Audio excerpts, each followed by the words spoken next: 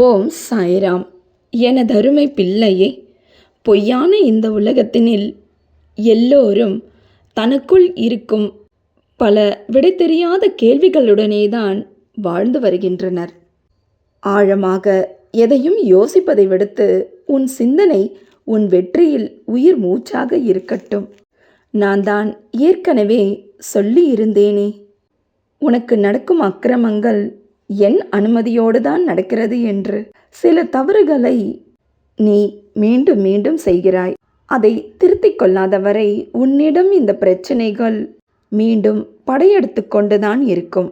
இதிலிருந்து நீ வெளிவருவதற்கு ஒரே வழி, உன் வெற்றியில் உன் கவனம் வேண்டும். எல்லா சமயங்களிலும் உன்னுடனே இருப்பவரானாலும் சரி, மற்றவர்களானாலும் சரி, நல்லவர்கள் என்று நம்பி எல்லாவற்றையும் பேசிவிடக்கூடாது. எதை எந்த இடத்தில் பேச வேண்டும், எதை பேசக்கூடாது என்று உனக்குள் கட்டுப்பாடு வைத்து கொள்ள வேண்டும்.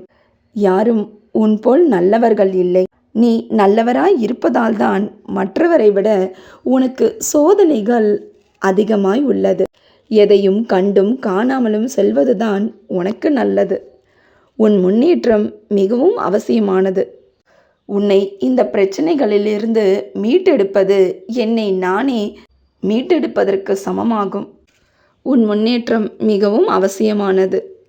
நீ முன்னேறாமல் என்னதான் நல்லவராக இருந்து செய்தாலும் அது மற்றவருக்கு நன்மையாகவே போய் சேராது. நீ முன்னேறிவிட்டாய் என்றால், நீ பொய்யானவராகவே இருந்தாலும் நீ என்ன செய்தாலும் ஏற்றுக்கொள்ளும் இந்த பொய்யான உலகம்.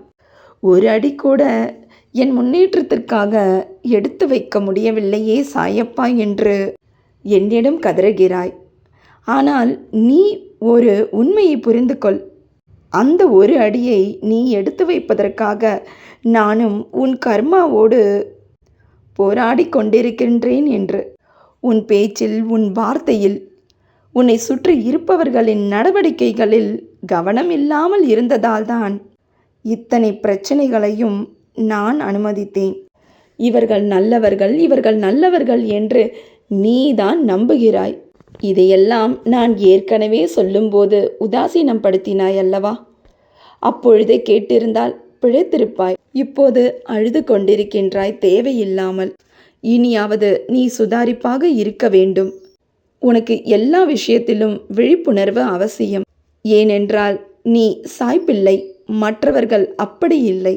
உனக்கு தெரிந்தவற்றை மட்டும் நீ அளவோடு பேசினால் உனக்கு மனதில் அமைதி நிலவும். அடுத்தவர் உனக்கு கொடுக்கும் விமர்சனம் உனக்கு சரியானதாக இருந்தால் அதை திருத்திக்கொள். அதை திருத்திக்கொண்டு நகர்ந்து விட அந்த இடத்தை விட்டு. தவறாக இருந்தால் சிரித்து விட்டு நகரு.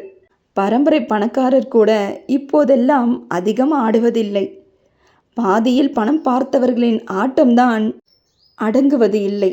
வாழ்க்கையில் எந்த அடிமட்டத்தில் இருந்தோம் என்று நினைத்து பார்த்து வாழ வேண்டும்.